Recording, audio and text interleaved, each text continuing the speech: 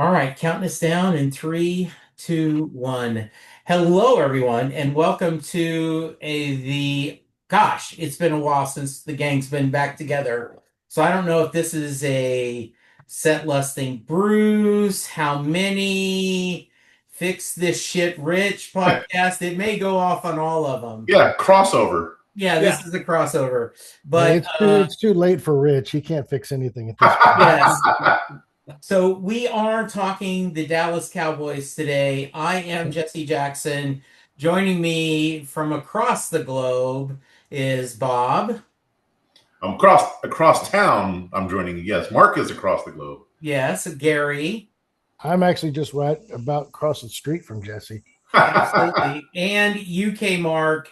How are you I, doing, my friend? I am the one that is across the pond. It's great. It's great to see you talk about the Dallas Cowboys. All good over here, Jesse. And we record 20 minutes after Liverpool beat Arsenal in the Premier League soccer. So I have a big We'll smile on cut my face. we'll cut that out. That's nice. All right. So we used to do this on a fairly regular basis. And just life gets in the way. And Mark and I were talking a little Bruce. Bruce put out a new box set that had seven shelved albums. And Mark kind of at the end said, "Hey, any chance you would want to talk Cowboys?" And I said, "Yeah, let's get the gang back together." We had no idea what we were going on. We thought what we do is talk about the upcoming season, talk about the off season, probably talk a little about the Netflix documentary. But this week, if you're a sports fan, you've heard this. The Dallas Cowboys traded Michael Parson to the Green Bay Packers. So I want to start right away with the man, Gary Grant. You have a tattoo of the Dallas Cowboys on your arm. You have Uh, gone through yeah. everything, and you are always the optimist. You're always talking about Will McClay and the drafting. I got to start with you. What's your thoughts? You know what's funny is that I think I know Bob is expecting me just to go off on how much I hate all of this. I really do. It was a dumb move. You shouldn't do it. Uh, if you really needed to address the run defense, there were time and places to do that and all that other stuff. But I will say this: I don't necessarily know that having moving Micah Parsons might not have as devastating an effect on the defense as we think. And it's a little bit of a soft reset salary cap wise. I mean, it does save you $47 million. I don't know that they'll actually, really utilize that. They'll claim that they do, like they just signed Ron Bland today. We all just saw that note. And that's about 25 million, pretty close to it. So um, I don't want to call myself optimistic at all because the truth is, I have become more and more disillusioned with everything the front office is doing. Uh, it's become extremely apparent that their only goal is making money and making the franchise worth more money. They don't really care about actually winning, no matter what they say. Um, but I mean, at the end of the day, I think the team's going to be entertaining this year. I'm just going to try to enjoy the ride. There's not much more I can do. There's not much more that any of us can do.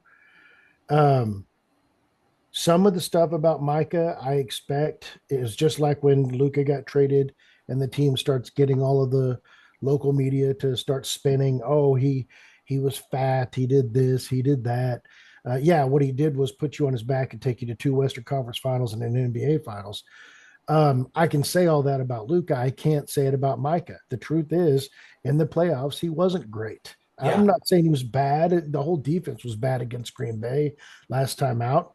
Um, but he wasn't great. And if you're going to pay somebody $47 million a year, I kind of need greatness. I Yeah. need you to be the one that puts the team on your back and says, I will go wreck this game for that other team's offense.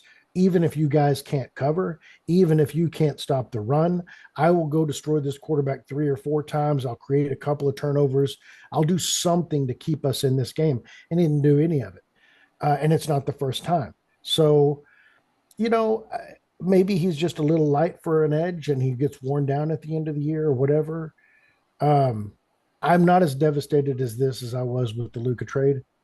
I think they're worlds apart. Luka was, I think, arguably the best player in the NBA right now, and Micah is not really arguably the greatest edge in the game. I think he might be among the top three or four, but I don't think that it would be unquestioned to say that he is at best second or third, and that's at his own position group.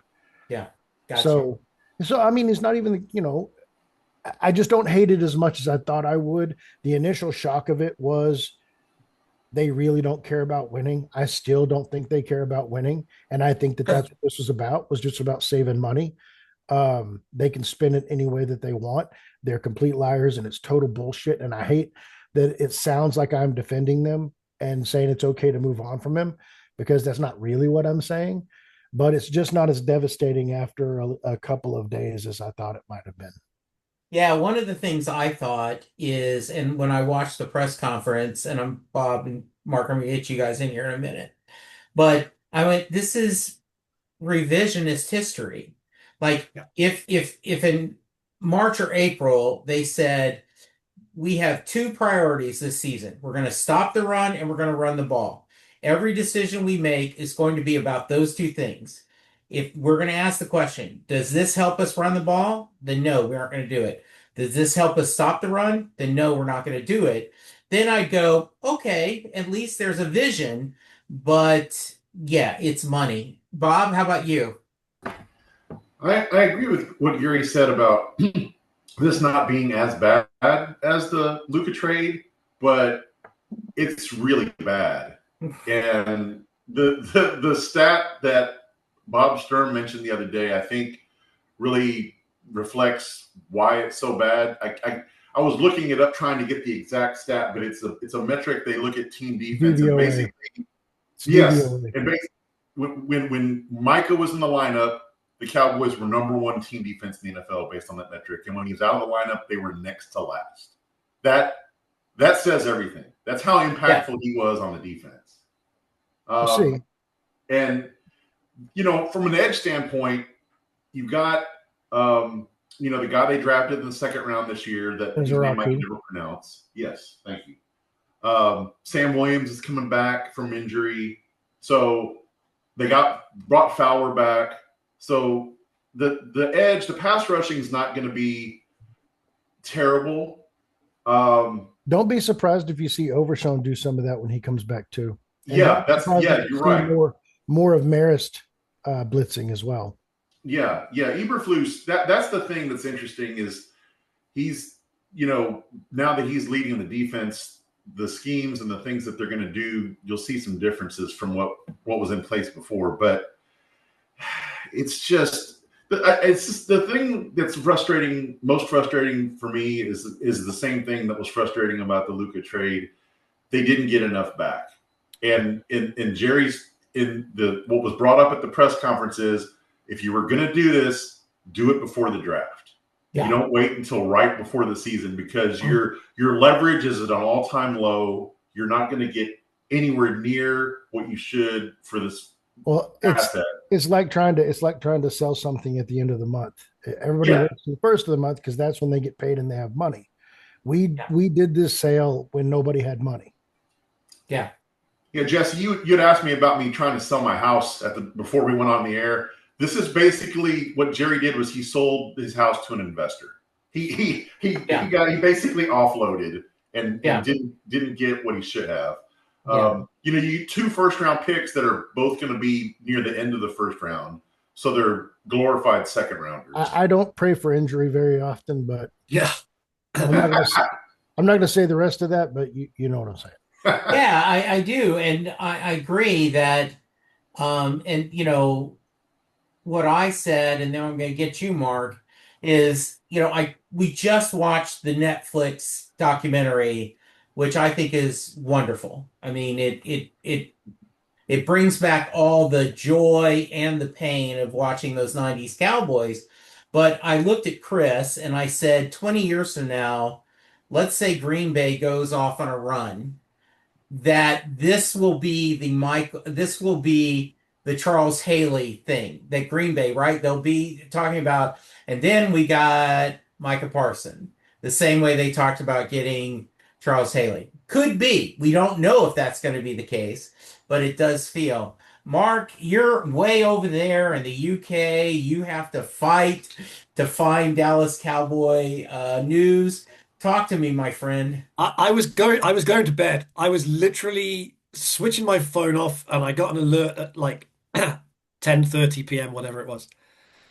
And I thought, oh, it's another one of those fake Schefter tweets, like someone's set up a fake tweet account, whatever. Yeah. And then I did some checking and I was like, okay, this had better be two firsts and some day two stuff and probably a starting level player. It's nothing like that. I was going to say the same stat that Bob said, so I'll say another one. Uh, Not in the recent history of the NFL has a player in their first contract with that level of success that he has had or anything like it not made it to year five on that team. And the vast majority of people just get extended with the same team, right? Yeah. The NFL, and by that I mean number of Pro Bowls, winning Defensive Player of the Year, number of tackles for loss, number of sacks, right? No one has ever been traded out of their first 5-year deal. Uh, Um, Champ Bailey. with Champ. that level of success, Yeah. Well, I mean, I don't know if he was an All Pro, but Pro Bowls and stuff. Champ Bailey. it's that Yeah. if you count up Pro Bowls, All Pros, awards, that kind of stuff, it's an It's outlier. rare. It's And rare. Like Champ Bailey right. and what was the pass rusher from the Raiders? Khalil Mack. Yeah, Khalil Mack. Those are the only two that came to mind when I saw this trade. They're the only ones that are close. Yeah, they're close, but they don't have the same level of initial success and awards, etc. Like it's an absolute outlier. Here's my point. Outliers, exceptions in the NFL don't normally lead you to wins. Uh, we have reacted emotionally. Jerry Jones had got himself into a position where he was embarrassed. He felt let down. He couldn't overcome it. Uh, I didn't watch the press conference because I get so frustrated nowadays with watching the press conference with the Jones just trotting out. I didn't even watch it. I didn't I've even. seen quotes on Twitter. I've seen quotes on NFL.com, whatever. It's absolute nonsense what they're saying. Just come out and say, do you know what? This is as good as we could get. We weren't going to extend him. We were becoming unhappy with him. He was becoming unhappy with us. We thought the best thing in the interest of the Dallas Cowboys was to trade him, full stop. What have we forgotten? In March, Jerry apparently did a handshake deal with him to make him the wealthiest player, the rich, well, best played player in the NFL, non-quarterback. We've forgotten all of that. We've forgotten everything that they've said about him. He's going to be in the Ring of Honor. He's going to be a Dallas Cowboy for life. We love him. He's a leader. They traded or allowed cut whichever DeMarcus Lawrence because they had to pick between the two of them. Yeah. That's on Do you, record, right? They had to let one of them go because the two had fallen out, and they picked Micah. do you think that they were saying all that stuff about stopping the run because they got Kenny Clark? That was their angle? Like, hey, we've got. Sure. That's Yeah. and for the last 6 months, we've heard Eberflus's defense doesn't need a traditional one technique. Eberflus's defense needs a three, and it needs linebackers coming up through the gaps, and it needs really great pass rush because then you put the pressure in different positions, and it allows you to have really great threes, which is why we're comfortable playing Solomon Thomas alongside Osa, and maybe some developmental threes. You can move Neeland or Eziraku inside, right? They've been walking us away from nose tackle, one technique. They've been walking us away from space eating, point of attack, take on double, take on a guard and a center kind of guys. They've been telling us we don't need that. That isn't what Flus's scheme needs. And then suddenly, because it's handy, we're getting Kenny Clark, who's a good player, right? He's a good player. Does he fit what we're trying to do? It instantly improves our defensive tackle room. It's very Improves our similar. defensive tackle. Improves our defensive tackle room in a way that they've been saying for 6 months we didn't need that kind of player. So it's all bluster. Oh, It's but all he's nonsense a. in I the mean, press he's a conference. pretty good pass rusher for a nose tackle for a one. Yeah. He's not a Sure. three. Hey, would I have loved the piece of news? We've given up a fifth round pick for Kenny Clark. I would have loved that piece of news. I thought that would have been a magnificent trade. The Yeah. Kenny Clark thing, he's a good player. I'm glad he's a Cowboy. For 6 months, they've been walking us away from why we would need a player like Kenny Clark. So it's all nonsense, right? It's all Well, just of smoke and course, it's mirrors. nonsense, but I think that the key there is talent acquisition. Like if you're a good defensive coordinator, you'll make it work when you have talent, and they had no talent. Yeah. Like Here's, think here's, about here's how my happy final, we were when we had Hankins. sure. Here's my final point about the pass rush. We've got 4 or 5 really nice pass rushers now. The problem is for the last 2 or 3 years, where we've had really nice pass rushers to complement Micah Parsons. The reason anyone else ever gets to the quarterback is normally because Micah is up to some crazy stuff, taking a left tackle and a fullback out of the game, right? He's getting double blocked, right? He's doing something which pushes the quarterback to have to run into the waiting arms of DeMarcus Lawrence. Are Fowler, Houston, Williams, Ezeraku, Nealand going to be chasing down quarterbacks when they don't have our best pass rusher of the last 25 years sitting there? And I include in that Lawrence, I include in that Ware. I'm a big, big, big, big Micah Parsons fan in terms of what he does for you on the field, right? Are we going to suddenly be chasing Kyler Murray, right? Patrick Mahomes into the waiting arms of the guy on the left-hand side of the field? No, we're not. So is the trade a loss? Yes, the trade is a loss, right? Sure. Had it got to the point where character-wise, professional-wise, personality-wise, it might be a good thing long term he's not on the team. Maybe. But we have lost a game-changing difference maker, and Mhm. I suspect this year is going to be entertaining on offense and featuring many, many, many, many losses because the defense has been significantly categorically weakened. Yeah, maybe. The only caveat I'll add to this is that I think we're so much better at defensive tackle now than we have been in the recent years. Sure, And not just sure. Kenny Clark. I think the way that Eberflus will use Osa is significantly different than what he's been used as. Osa is a shoot the gap, get in the backfield, mess things up type defensive tackle, not a hold the point of attack defensive tackle, which is what it's been trying to do for the last couple of years. So I think Osa will be more effective this year than he's been in the last couple of years. I think that also suits Kenny Clark's style. I think it suits Solomon Thomas's style. I think it suits Perry on Winfrey's style. I think the defensive tackle rotation can mess up the middle of the field a little bit in some of these games. And so instead of having an edge that's wrecking everything and pushing stuff towards other people, you have push in the middle, which makes it easier for the edges. It's just the other way around. Now, you still lack the premier pass rusher that's just going to go get the job done on his own.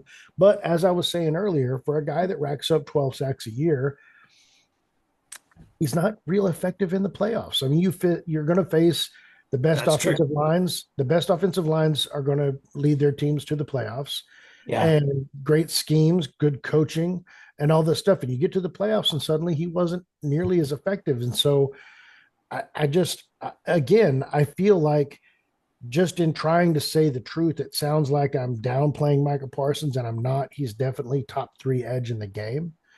Um, but and I'm certainly not on Jerry Jones's side for anything ever. Um, but at the same time, this is why when I think about it a little more, I didn't get terribly upset about it, because the truth is the thing that I always complain about from an offensive standpoint is we're always like, look, if you put a backup quarterback in there, all of a sudden you guys start doing all this cool stuff. You start running rub routes, you start doing this, you start doing this because you're trying to help the quarterback. And then when Dak gets back in there, you just stop doing all those things. Yeah. Why don't you want to help the good guys too? Like it's not just I've got a $5 million quarterback, so I have to help him, but I got a $60 million quarterback, so F that guy, let him do it all by himself. That's dumb. And now we're to the point where because you don't have Micah, we may see them run more games. We may see them do more blitzing. We may see Yeah. them be creative with the way that they use Maris and with the way that they use Overshown when he's back, and maybe even some of the other guys that they just brought in. I just don't know. But the point is that I think that this is probably one of those situations where we're going to see the coaches actually help the players. And then we're going to wonder, why the hell didn't you do that when you had Micah? Like Yeah. you had Micah, why weren't you creative? Yeah, Bob, I'm gonna get you in just a moment. Yeah, like my thought is, And once again, my frustration is it feels like we never have a plan. You know, yes, I remember Gary, you were disappointed when we drafted him, and then you on this podcast said, I was wrong. I need to apologize. Yep. This guy is a great player. And I do agree he's a great player. I do feel like, as Chris Jackson will say when he gets here, less podcasting, more hitting the quarterback, right? And As Malik someone who Hooker loves agreed. podcasting. Huh? And Malik Hooker agrees. Yes. Yeah. Said so publicly. Yeah. And so, if you're gonna do this, but this is this after the fact. It is feels like they went to Chat GPT and said, okay, we could only get this. Tell us how to spin it so that we can say that we've always planned this. You know? Bob, you got a thought? Well, yeah, the one other thing I was going to add about the deficient return is something else I agree with Sturm on. Kenny Clark's a really good player, but the age, it's kind of like with Anthony Davis. Obviously Anthony Davis is a much better player. He's a Hall of Famer, but you're talking about guys that are approaching the latter half of their career. They're not in decline necessarily, but they don't have a lot of. Anthony Davis is definitely in decline.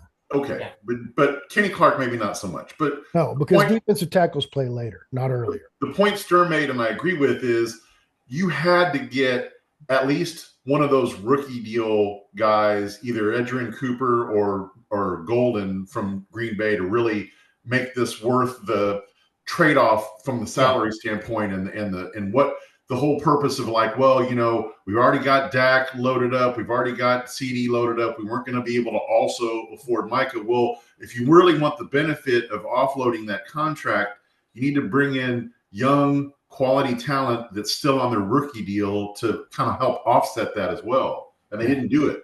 I don't disagree with that. One caveat to that little comparison there is that Kenny Clark is historically very healthy. And That's good. Anthony Davis's nickname is literally street clothes. Yeah. Yes. And then on top of that, defensive tackles play later, not earlier. So 23-year-old defensive tackle can't play. 33-year-old defensive tackle can play. And this guy's only 29. Short term, everything in the NFL is nothing more than 2 or 3 years anyway. So I don't think the age is a concern there, but they should have gotten back a young guy. Yeah. Mark, you were going to say something. I was. So this is a trend now. So that's the second time Bob has jumped in with something I had researched to bring on. So maybe the third thing I researched to bring onto this podcast, I'll get in before Bob says it. As you guys all know, I am a very big fan, albeit over here in the UK, so I don't get to meet the guy, of Bob Sturm, right? I read every single thing he does. I subscribe to Sturmstack, right? I think the guy writes about the Dallas Cowboys and about football in general, as well as anyone. And he's a big Bob, you're Liverpool guy. absolutely right. And he is a Liverpool guy. Yes, Bob's hit the nail on the head there, quoting Mr. Sturm. It had to be, you're getting a first contract generational guy. That's what we want back. I'll add one other thing, Bob. You didn't say something I thought you were going to say, which was Bob Sturm did like a summation of what the draft picks add up to in terms of the Bill Parcells numerical value thing. Yeah. And it's so one-sided in favor of the Packers. I mean, even if you wanted to just ignore players and try and be kind of mathematical about it or statistical about it, whatever is the right word.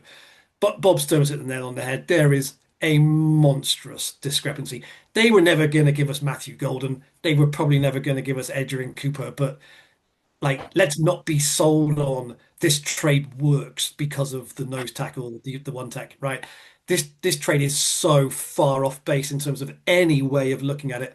I love the way Bob Sturm is able to kind of quickly see through the noise and be able to point that out. It worries me greatly.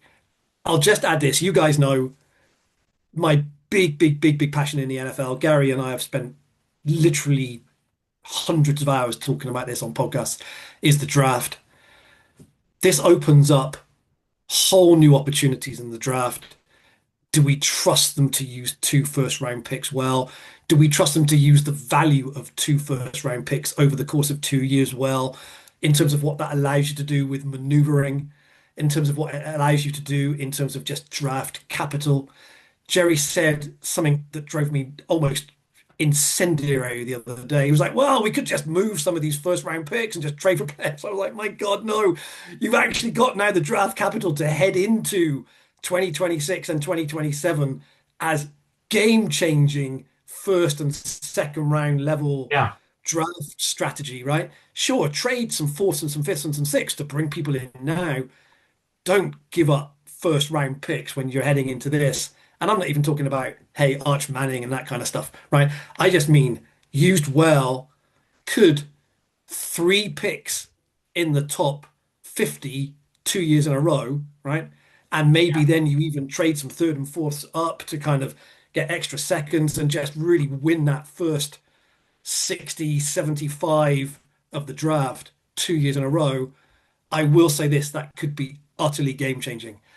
And the only thing that would happen where I would go, we won the Micah trade, is if in 2027, 2028, 2029, we're championship game, Super Bowl contenders Yeah. because of the 5 or 6 or 7 players over the next 3 years that we knock it out of the park. Yeah, Gary. Gary, I'm going to get to you in just a minute. Yeah, you know, because of my Springsteen fandom, I interact with a lot of guys that are from the East Coast, Commander fans, Giants fan, Philly fans. We have a fun back and forth, and one guy There's no way said, you know a Commanders fan. well, good point. I That buy the they, other two. yeah, and somebody said, well, at least you got those picks and they could do something. And I said, and I realized we romanticize Jimmy. But I said I would feel a little bit better if Jimmy was making the picks versus the current thing. But Gary, you raised your hand, and also you are a big Will McClay fan, and I wish he was our general manager in title, not just in actions. So let's talk about what Mark talked about, the possibilities and what you wanted to share. Well, they tie together, so it's fine. The biggest concern that I have with having 2 first round picks is over the next 2 years is they don't want to sign their first round picks because it costs too much money. So how are you going to handle getting two at the same time 2 years in a row? We're talking, Yeah, and we're talking 5, 6 years down the road, but 5 years from now, you're going to have two of these, not one. You're not going to have one Micah, you're going to have two Micahs. And then the year after, you're going to have two Micahs again. And they don't want to pay anybody any money. So my solution to that, honestly, my real thought would be I might be in tune with taking the second of the 2 first round picks this year, which will obviously be Green Bay, not us.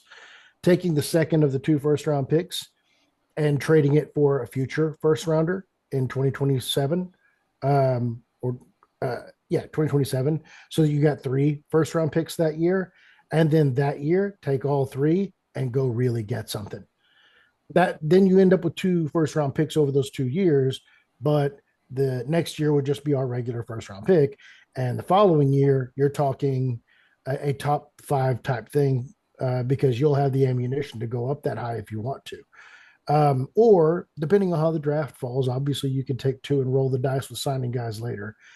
The other thing that I was going to get to is if the Cowboys decided that this is how they were going to do things going forward, it wouldn't make me mad, because if this is how you operate and you're good at drafting, and I know everybody likes to make fun of our misses, but the truth is we hit more than most teams. That is just, yeah, it's simple fact. Anybody that wants to dispute that, go back and look at the actual evidence. Stop using what you think you remember and yeah, go back and look at the actual evidence. Everybody else gets more busts than we do. So it's just a hard thing to do, is what it is. yeah, But if you were to just draft well, and then when a guy comes up for a contract, you simply sit down with them and say, this is what we're willing to do. And if you can't come to an agreement at the right time of year, you trade them. And then I have no problem with this. If you had done this back when free agency was just getting rolling, and you go to Micah and you say, and you go to Micah's agent and you say, this Yes. Yeah. is what we're willing to do. And Micah's agent says, we're not doing that. Then you say, okay, well, then we're going to find you another situation. We're going to go ahead and move you on. No hard feelings. We love Micah, but this is just because this is what I know about what's going on with the way that they're dealing with these contracts. If it's a like a second tier type contract, like the Doron Bland thing, like the Trayvon Diggs thing, these guys that are willing to take reasonable years or reasonable money, it's a different story. But when Micah's agent says, I demand that he be the highest paid player of the game, and I demand to get a short contract so that we can get him back on the market as soon as possible. There's no negotiation there. They refuse to give up on money. They refuse to give up on years. They don't give in any scenario. And if I sat down with an agent and that's where we were, I would simply trade the player because we have to have a back and forth. Oh, you want 47 million? I can do 47 million, but I need you to give me another year. Oh, I'm not giving you that year. Well, then I need to give you 44 million. It's Well, I'm not a taking it's a 44. bold, it's a really, really bold strategy. I'm surprised more teams actually don't do it. But you do it in March. Yeah, We're not talking about two first rounders and right. a defensive tackle. We're talking about two first rounders. We're talking about day two picks. We're Yeah. talking about picks to come in the And future if we go to the Super that's what Bowl. they missed on. If you had Yeah. said, here's I'm going to give you two consecutive first round picks. Next year, I'm also going to give you a three. The following year, I'm going to give you a four. And the following year, I'm going to give you a five. That is not I mean, it's a big difference, but it's not like from their draft capital, they'd be keeping those other first round picks and they got all the other picks that are not those ones. And you're Yeah. spreading them out. And it's Michael will be them with them that entire time because we're talking about 3 years worth of picks and they're going to have for at least 4 years. So, like, I could make a deal like that, and all of those other mid round picks give you so much ammunition to go do more things. I could get on board with stuff like that. And that's why I'm saying if this were to be their strategy, where they just simply say, look, man, you're a megastar, but you're either going to give in on years or you're going to give in on money because we're not taking the butt end of this on both sides. So Yeah. you're going to give up on something or we're going to give up on you. All right, Mark, I'm gonna get you in just a minute. Bob, any thoughts? Yeah, I mean, the biggest thing going forward right now is just what are they going to do with the contracts like Gary was talking about? It was something else Stern mentioned the other day. I keep going back to him, but it's the time of year. Gary hit on that, right? He said something like Philadelphia does all their contracts in the spring, all of them, and that most teams that's the time frame they do them. And for whatever reason, Jerry doesn't do that. And Steven, they don't do it. So the timing is very important. And so you'd like to think they'd learn at some point from some of these mistakes, but they never do. So hope for them to actually make changes for the better.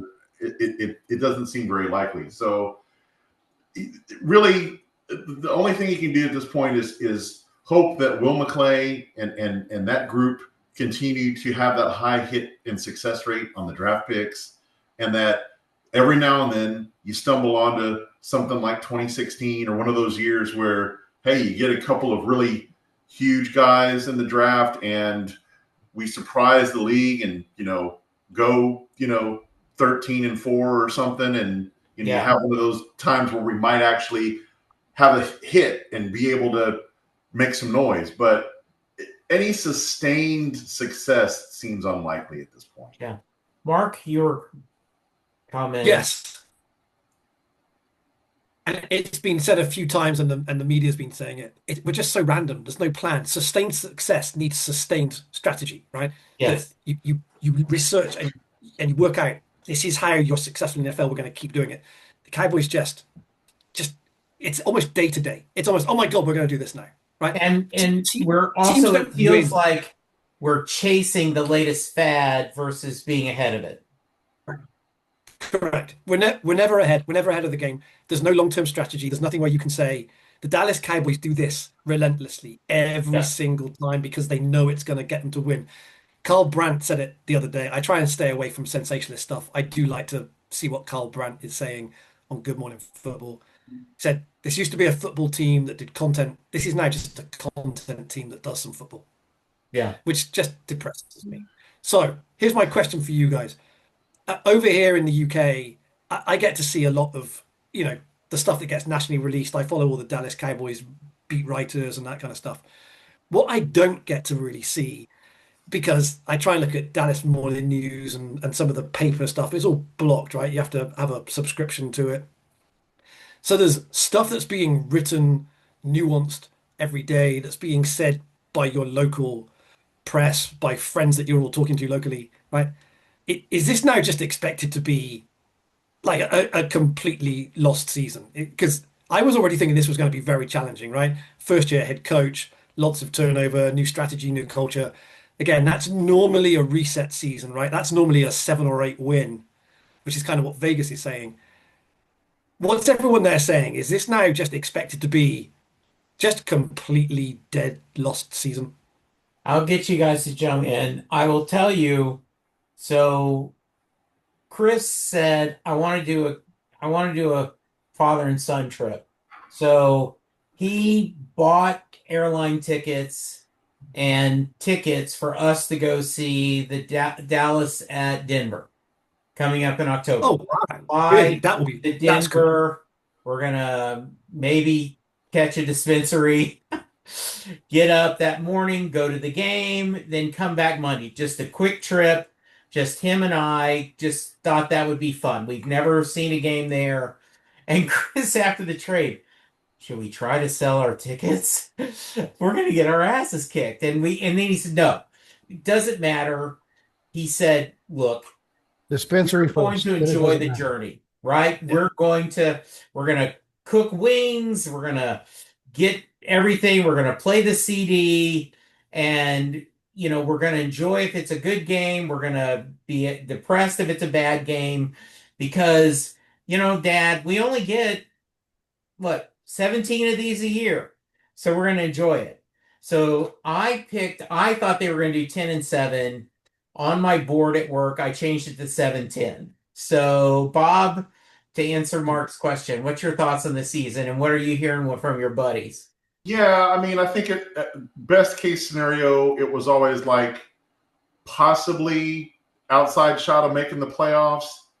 I don't think there's a chance of making the playoffs at this point. I mean, I don't think it's going to be as dire as like 3-14 or something like that. But I think you're pretty close there, Jesse.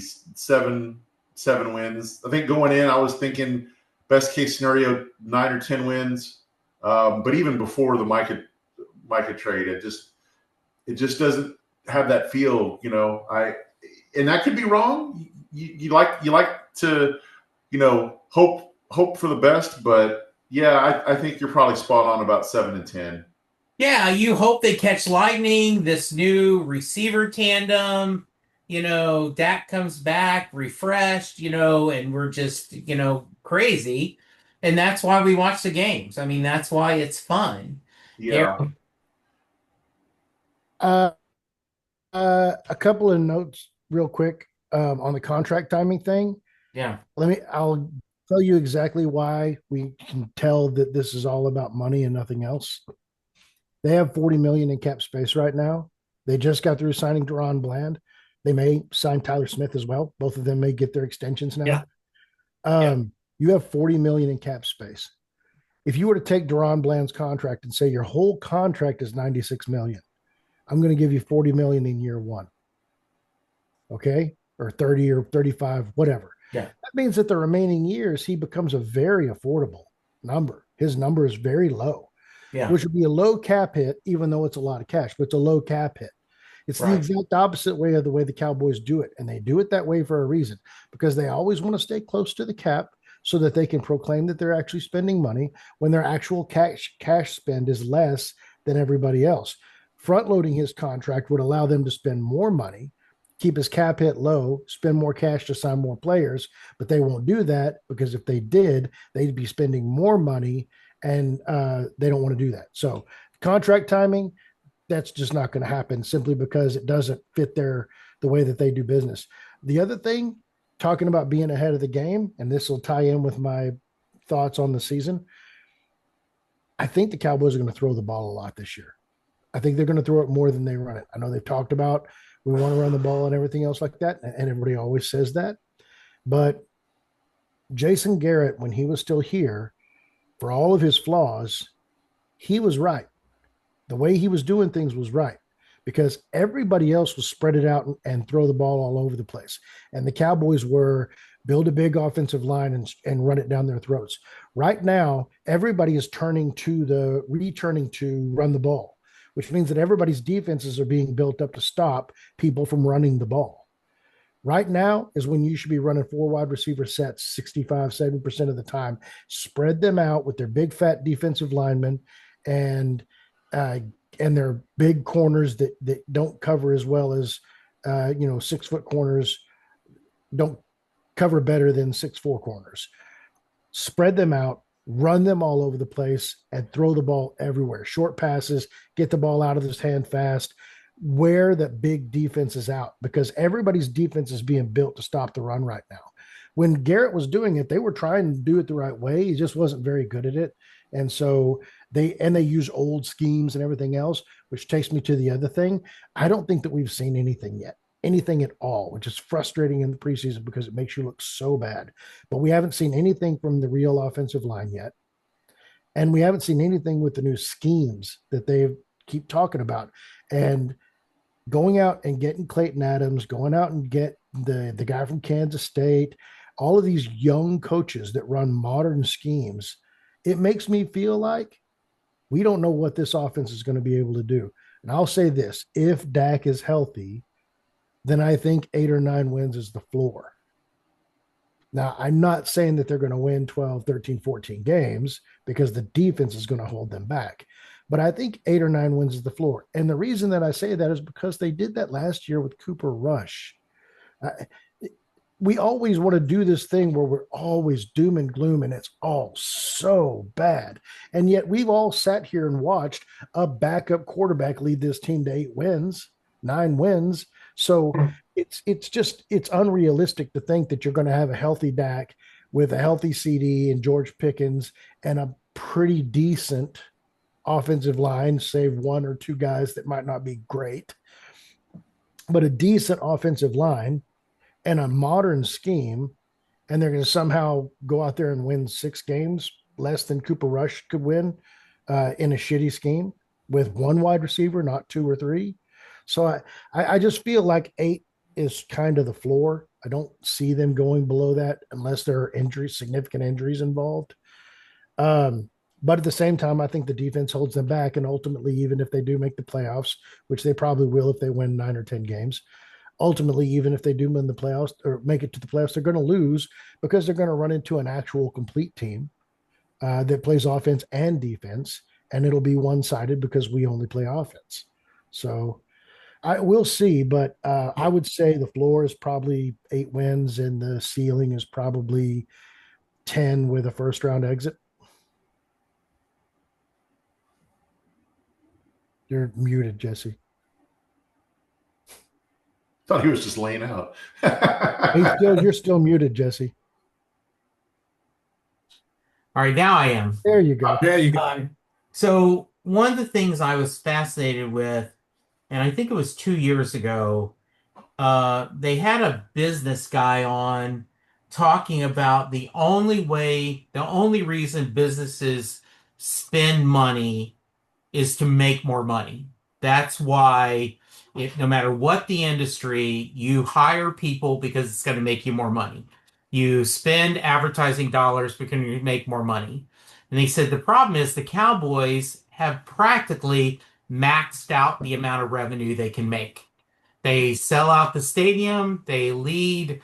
If they're not number one in merchandise, they're close to it. The TV ratings.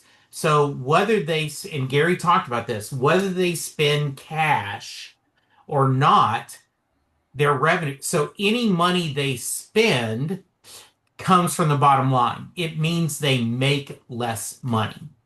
So if that's the way you make your decisions, then as a business, that's very smart. But as a football team, that is very frustrating for fans. And, Gary, I thought that was really interesting, right? Like, why not? We've got this draft room. Let's go ahead and give this guy, 25, 30, 40 million. Yes, it's a lot of cash, but then we're going to carry this further versus I'm saving for a rainy day and the rainy day never comes. Yeah. Yeah, Bob, they or told go us ahead, Gary. they told us for months and months that they were letting these guys go. They were doing this, they were doing that because they had to sign Micah, and then they didn't Right. sign Micah. Yeah. Right. Exactly that. Yeah, Bob? No, I was just I think to Gary's point about the offense, I agree with him. I think they're going to be pass heavy. I'm not as high on the offensive line as he is, but I think if the offensive line does perform, that's going to be huge. That I think that's kind of the entire fulcrum on whether or not they have any success on offense is if the offensive line holds up, because that's if it doesn't, then it doesn't matter that they've got Pickens and Lamb and everything else. The middle three may be as good as any in the game. I agree. Our middle three, while one is second year, one is first year, right? And we haven't actually seen Tyler Booker play a meaningful snap. And Cooper Beebe still needs to get stronger and can still be overpowered. We might have by the end of this year the best center guard. We might have. However, this is going to be is it Nate Thomas or is it Tyler Guyton season? And that worries the living daylights out of me because I think we're heading into a season where we don't know who our actual left tackle is. Everyone wants it to be Tyler Guyton. The rhetoric is it's Tyler Guyton. Nate Thomas is playing probably against the Eagles, and then Tyler Guyton's coming back because he'll get 10 days rest. Uh, I'm not a betting man. I would have a little wager that Nate Thomas is still the starting left tackle week 2, week 3, week 4. Nate We Thomas might be in is better. we might be in a position here where we're having a conversation towards the end of the season. I wonder if we put Tyler Guyton at right tackle and see if he could be next year's right tackle. Right. I hate to be up on the guy. I thought the draft pick last year was an awful pick. I continue to think it's an awful pick. I'm not going to beat up my own players. I want to see him be successful. I hope I'm wrong. I hope we get to the end of the year. Tyler Guyton is looking like a first round left tackle. I have a sneaky feeling this is going to be the year that Nate Thomas potentially ends up looking like our starting left tackle. And then you've got to make a decision next year. Well, geez, our starting left tackle is a sixth rounder. Do we now spend one of our first round picks on a new left tackle? Right. Let's hope this is the year that we find it's one of the two for the next 10 years. Right. I suspect next year we're having a conversation about who the hell is our starting left tackle. And that's an awful position to be in. I hope the conversation is right tackle because I think Nate Thomas is the left tackle. Sure. Yeah. And then it's just right tackle, and you could say, I'm going to spend a second or a third round pick on a guy that might be a right tackle and let him fight it out with Steele and or Guyton. Sure. But the biggest thing that they've got to get better at that they won't do, Mozzie Smith being your prime example, but Guyton quickly closing in on it, is they've got to be able to, if they can cut bait on Micah Parsons, they've got to be able to cut bait on Mozzie Smith. They've got to be able to cut bait on Tyler Guyton. You're going to get 2, maybe 3 years, but you had better be good enough in year 2 that I want to give you a year 3. Because if you still like dog poo in year 2, I'm not compelled to give you a 3 or a 4. There's a chance, Gary. I mean, depending on how you want to look at the defensive tackle room now, I agree with you. Probably our starting 3, right? If you call it Clark, Osa, and Thomas, are as strong as we've had in a long time. You could even argue Mazzie Smith is now DT5, right? Mm-hmm. If Mazzie Smith is DT5, cut the guy. Yep. Right? 100%. Just cut the guy and move on. Right? All good. Or maybe try and get some kind of, 7th round pick for him from someone that really wants to try him, right? Somebody and then may they take a bit of salary. think Whatever. If Mazzie Smith, Yeah. sure. If Mazzie Smith is DT5, cut Mazzie Smith. Good luck to you. Move on, sir. Excellent. I'll say this about this upcoming season, right? You guys all know me well enough, and I've met you all in the US, right? I adore coming to the US. I adore Cowboys games. There won't be any Springsteen shows next year, unfortunately, or this year. I adore coming to the US. I have two US cities that I absolutely particularly adore spending time in. The Cowboys are playing in both of them, and I'm not going to be coming to watch the Cowboys this year. 'Cause I just can't do it to myself. I went to two games last year, right? Including the embarrassing home game against the Ravens, right? I adore Chicago and I adore Denver. I love those two cities as much as I love any cities around the world, right? I have the chance to go and watch the Cowboys play in Chicago and or Denver, and I'm not doing it to myself, right? I would love it if I could have a quick trip out to go and see Denver, Chicago, spend some time in cities I love, come and see some friends. I'm not doing it to myself. So someone just said they don't think it's going to be 3-14. I think it might be four. Wow. There's Can anyone tell me over and above Jets, Panthers, Raiders, and one Giants game, what else we're going to win? I'll give you both Giants games and maybe both Redskin game or Commander games. The Commanders couldn't even beat our backup quarterback. They had to squeak by our third string quarterback. And that included a terrible special teams play by us at the end of the game that gave them the game by a guy that wasn't on the roster before that and isn't on the roster now. I'm telling you, the Commanders are a fraud. We beat them once last year and should have beat them twice, and neither game was Dak Prescott the quarterback. So I don't fear the Commanders in any way. They're an interesting team. They're an interesting team. And the Giants are just as big a joke. So that's four right there. I would say that are at least likely wins. Anything can happen, but they're at least likely wins right there. Mm-hmm. I just and I can't get past the fact that Cooper Rush can get 8 wins in this league. Dak Prescott gets at least that much. Okay. I do have think thoughts that, before about the season. Then I wanted to ask about Netflix. Hey, I'll say one other quick thing, right? The more I think about it, the more I like what they've done with Pickens.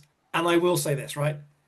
Do I really hand on my heart think we're only going to win 4 games? No, because the NFL is a strange lady, as Brian Broadus loves to say, right? Yeah. George Pickens is probably going to get us a couple of wins that we never thought we were going to get. So maybe I'll give you both Giants games and a Commanders game, right? But that's 6, right? I'll guarantee at the end of the season we're saying, wow, George Pickens won us a couple of games there. The way he was able to separate, the way he was able to give CeeDee Lamb more space, the way he was able to maybe allow us to get, Turpin down the field for a 60-yard touchdown because they were worried about Lamb and Pickens. I would go as far as to say this, right? We locked up Bland. We have to lock up Tyler Smith. Don't let Tyler Smith leave whatever we do. And actually, fine. Can we cope with 1 or 2 character guys on the team? We can. You should. Get Pickens done. Oh, right? What's his agent's name though? Because Jerry doesn't know it. Oh, have they? Is it David Mulligetta? Oh, for crying out loud! Is it really? Yes. That's hilarious, right? Okay. So instead of just telling him we're going to deal Parsons, he had to be antagonistic, and now he's going to burn draft picks to bring a guy in here and give us 2 receivers for the first time in forever, and you're going to get it for 1 season because his agent hates you. Yeah. Well, he claimed somebody asked him about that at the press conference. And he claimed that, well, no, he's a professional. He's not going to, let. But so are you, Jerry. No, he's not. That's the point. Mulligetta may be, Jerry is not.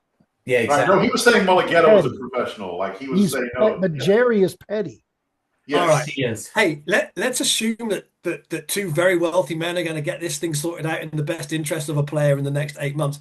Sign Pickens as well, right? Then I'm looking at it going, okay, now we're building some momentum. Now we're putting some game changers in place. Yeah. And I will say,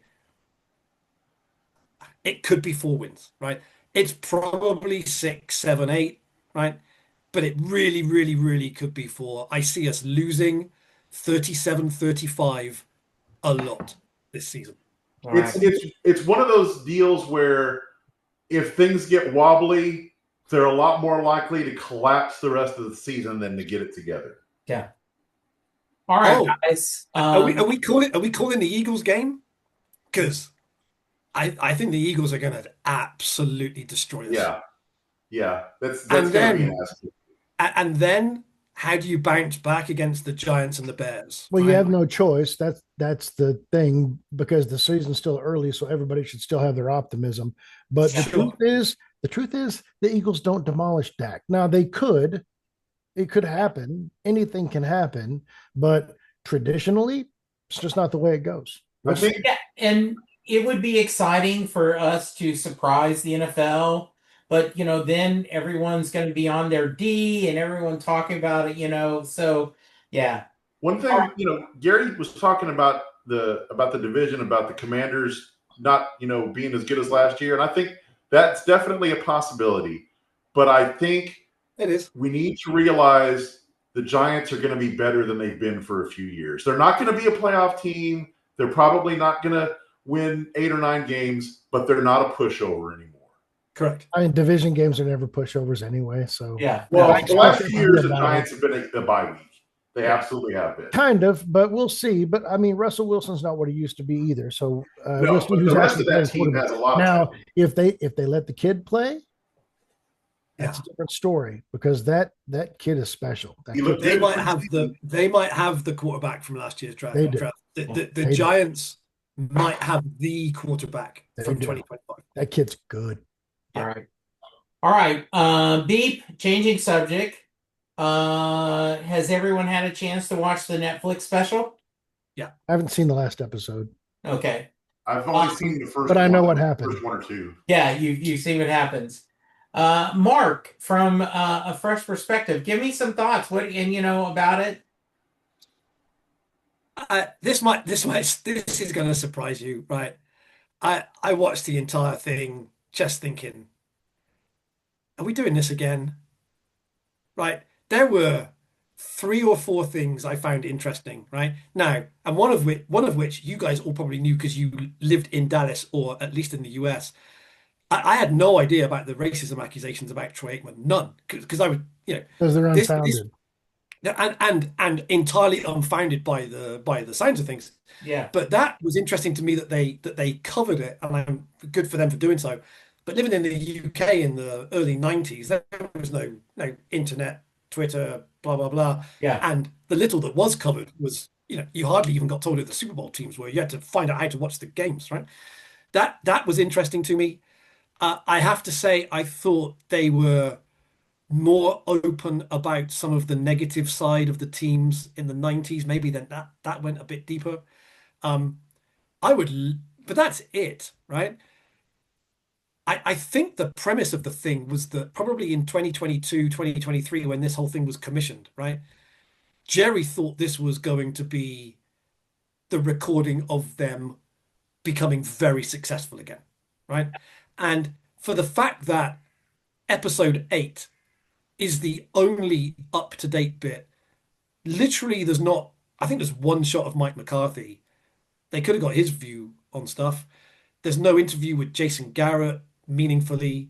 There's nothing with how close they got. There's nothing with really how close they got and why they didn't win with the 2014, 2016 teams.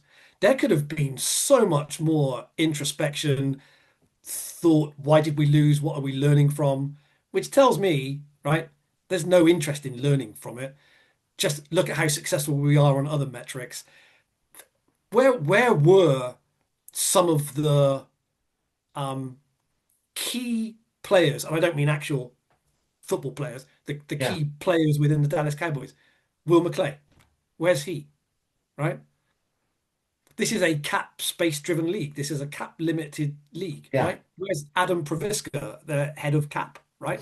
I know There are that. right. Yeah, I know it's laughable, right? But there's stuff that we could have been told about how the Dallas Cowboys went from the 80s and the 90s into an entirely new world.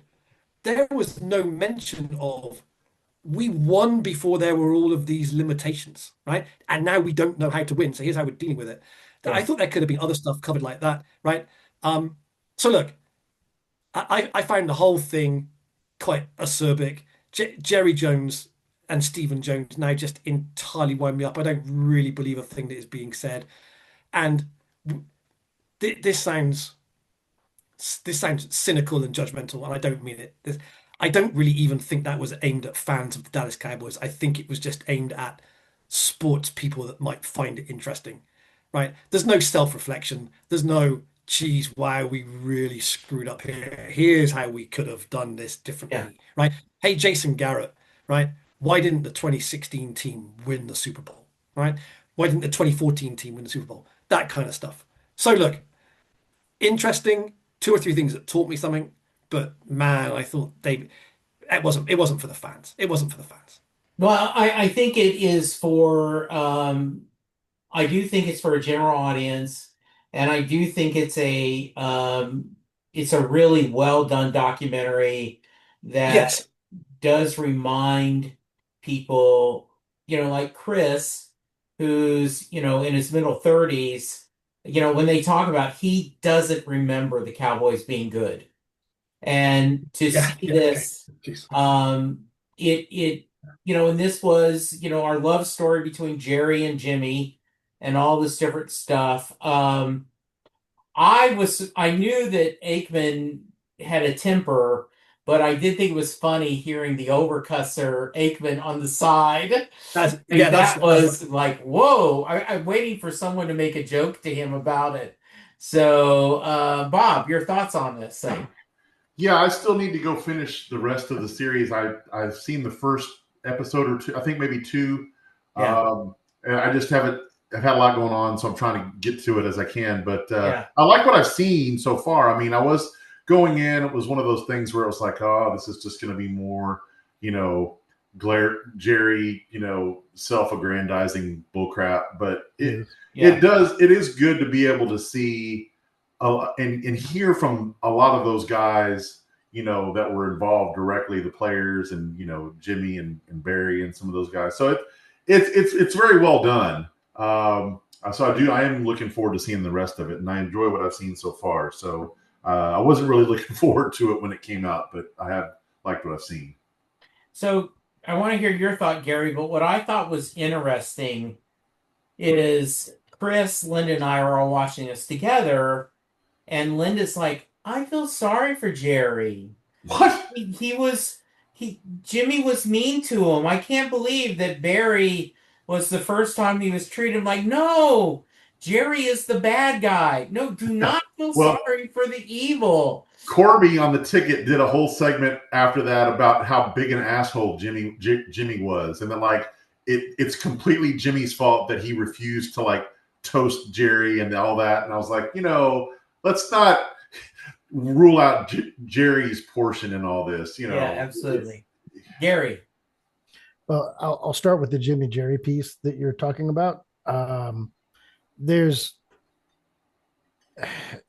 there's definitely enough blame to go around for both of them, but the truth Yes. is, Jerry wanted to win, right? And Jimmy was winning. If you want credit, find a way to keep the unhappy guy happy. Yeah. Let him have the credit. Let him control the locker room. Let him control the players and let him keep winning, because you would get all the credit in the world when all these stories come out about Jimmy did this, Jimmy did that, and Jimmy didn't want to toast him and he acted like an a-hole and all this other stuff. And then they would say, but somehow Jerry the salesman kept him happy and kept him here. And that's why they won 6 Super Bowls in the next 9 years. Yeah. That's how. He would have gotten all the credit in the world if he could have simply done, and I will refer back to the documentary now, where Jerry said that he had a plaque on his desk that said, if you're willing to give others credit, you can conquer the world. Now, he said that, and in his mind, he thinks he's telling you that if Jimmy would have just been able to share the credit, that they could have conquered the world. But the truth is, he needed to turn the fucking plaque around to face himself, because he's the one that didn't know what it meant. Well, If he had just let Hanson, everybody else I have the nearly credit, turned it would off. have been fine. Yeah, yeah. Go ahead. Come Gary, on, just a you've minute, hit Mark. upon you've hit upon Yeah. you've hit upon the most ludicrous 2 minutes of the entire documentary. Yeah, I nearly turned the whole thing off. yeah, And that's why I say it's not aimed at the fans, because every single fan that has watched this team and listened to press conferences and watched training camp and watched draft and watched laughed out loud or turned the whole thing off at that point. It yeah, was laughable that even makes it in there. it's just a Well, I think shocking it was lack of important though. self-awareness. From a if I'm a documentary filmmaker, I absolutely keep that in because it Sure. is the thing that helps people watching it understand that Jerry is so engulfed in his own world that he doesn't even understand the irony of the thing that he's saying. And then Yeah. the When's other the thing, last time he gave someone credit?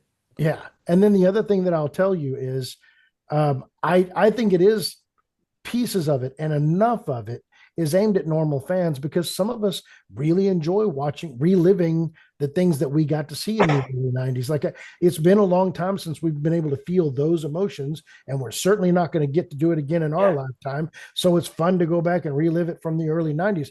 But I will say this, and I said this out loud several times while watching it to the people that I was watching it with. And I said, I really, really hope the young guys, not even the young guys, all the guys currently on the team are watching this because I don't think they understand how their lives will change if they fight through the Jerry bullshit and get this done. I don't think they understand how good things will be for them from contract standpoint, from the getting free things standpoint, from the extra opportunities that they get outside of football standpoint, Yeah. from just the way that you're going to get treated every time you're out in public in this area for the rest of your life. They've got Emmett, these right, guys now.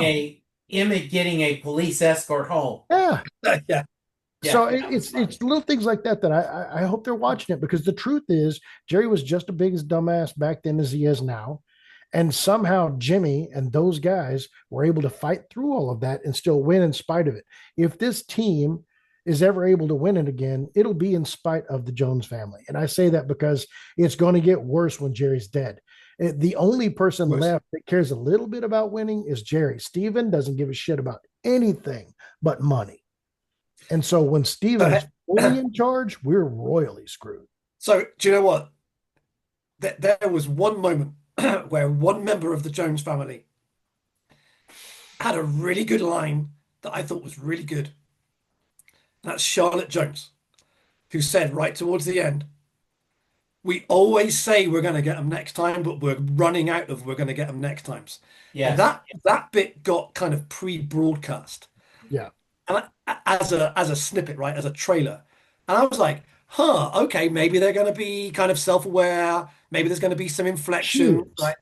And then literally, I think it was the day that the day that the actual release came, she was on NFL Network or something. I don't know why they interviewed her. She never does this. And she was talking about pie. And I was like, oh man. They gave her Yeah. talking points, though. I really think that if somehow she was left in charge when Jerry died, she would give the GM title to Will McClay, Sure, and they would hire a real capologist, and the sure. team would probably run better than it's been run in 30 plus years since Jimmy was here. But I don't know what the odds are that she's the one that gets the reins. I'm almost positive She that it's she won't. Steven because he's being groomed for it. Yeah. Yeah. Steve was not giving it to his sister. That'd be Well, Steven wouldn't give it to her. Jerry would, but I yeah. don't know Yeah. that Jerry would. That's the succession behind this whole thing, right? Is it's the succession drama, the TV show from By the way, I remain entirely positive, right? If you could tell me like you could be a fly on the wall and you could get to understand one thing about how the Dallas Cowboys organization is run, right? I would like to know exactly what Adam Proviska has on the entire Jones family. he's That's best my friends with question. Steven. He doesn't have anything on them. It's just a good old boy network. That's how those guys run things. I, I I did He's a chemical engineer. yeah, I did find it was funny. Dale Hansen, a local sportscaster, said the sign must have fell off the desk, Jerry, for a lot of times, right, about that giving credit. Yeah. Um, I I did think it was emotional when they asked what's the succession plan, and Steven, like, it's my dad. You're talking about, what are her plans? And I said, well, it's also a business.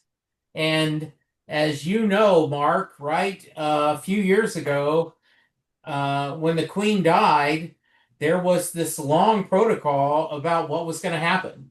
And It's already written. It's already predetermined. Right? yeah, and Just so I do think that I've always been impressed by Charlotte anytime I heard an interview with her and we thought, but I think I wonder how much time the Jones family is trying to get Taylor Swift to do the Thanksgiving game, the halftime, instead of trying to get a better deal with Micah, right?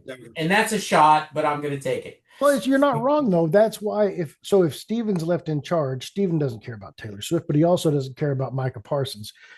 Um, Charlotte likes to do all the entertainment stuff. Yeah, That's great. She can spend all of her time chasing Taylor Swift if she hands the checkbook to Will McClay and says, run the team as the GM.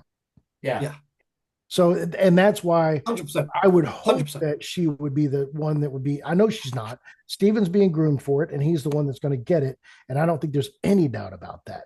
no, I just, it's like this dark little corner of my brain is like, what if something yeah. happened to Steven too, or whatever? But Charlotte is the only hope, and I don't even know if it's a great hope, but she's the only hope, and I don't think she's got a chance. There's one, Jesse. There's one quick thing, if you don't mind. I know we're a bit long here. Good luck with editing this down, as always. When the four of us start talking, there's one thing I just wanted to make sure that I specifically referenced, and actually Bob didn't say it before me, so that's quite a good thing. I had no idea Jerry was such a football player. I know he had played at Arkansas, right? Yeah. But I had no idea that it was so important to him. And the thing that I learned about Jerry through this was he's just after that team, like being part of the team and being that celebration and that feeling and that emotion and that kind of I'm in it with you, Yeah. right?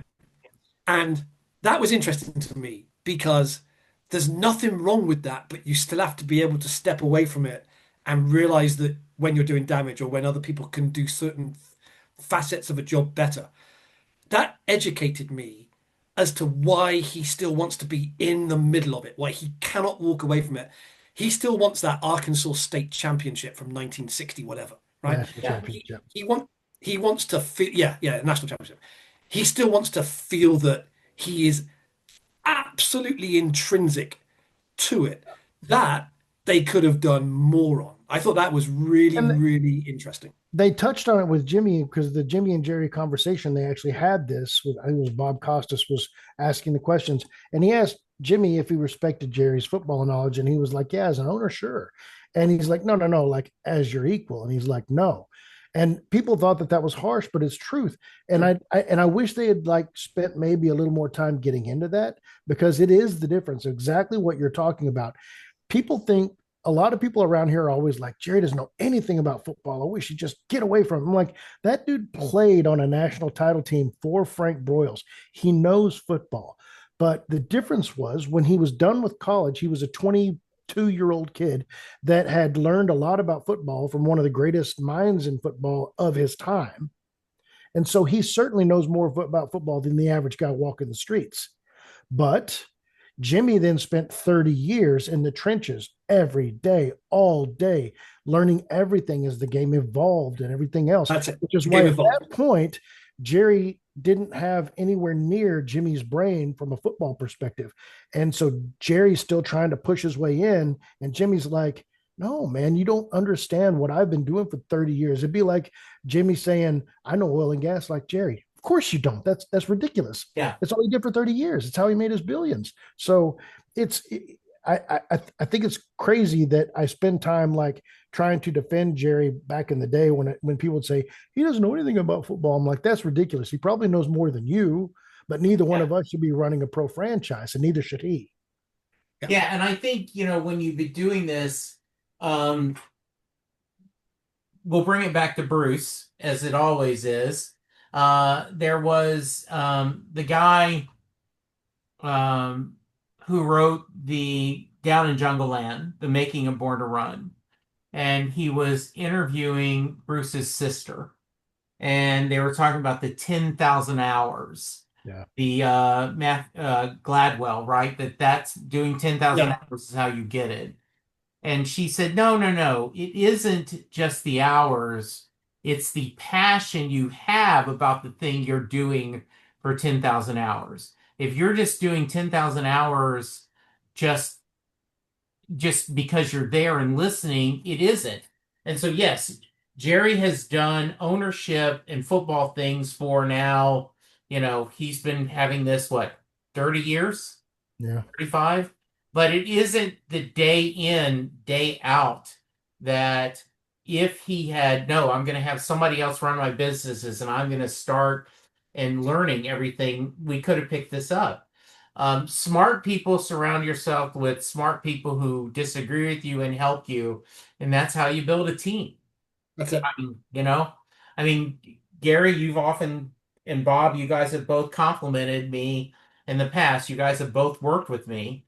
And one of the things I do is when I build a team, I want good people around me because I know I don't know everything. And I need people who do know things around me to help the team grow. So, yeah. That's it. Yeah. Well said. Yeah. All right. This was a lot of fun, guys. I don't know. Maybe we'll do one in It mid-year, was. kind of meet up again and talk about how we're doing. Uh, Let's do it. That would be fun. It would be really, absolutely. maybe a bye week or something. See how we are. Yeah. And so Yeah. I'm just going to throw it out there, Mark. You know, Chris and I could meet you in Denver for dinner. Listen, I Mark, am. I I'm am telling now. you, I am now. I am now interested. It is a. I probably won't be maybe hitting some of the you have to. scientific It's places that the you might be only hitting. thing that's going to make it worth it. If you hit the dispensary first, you're not going to care about what happens at the game. It's uh, a if you haven't been, it's a fabulous city. It's a really cool place. yeah. So that's no, we've never have. So we're Do your excited. do your cardio before you go. Yeah. Yeah, I've heard that. So all right, guys. Bob, thank you so much. Sure. Gary, always it's a joy. Mark, let's do it again. Everyone, Love thank it. you. Don't go away. I'm gonna have you guys do a little something for set listing Bruce. All right, guys.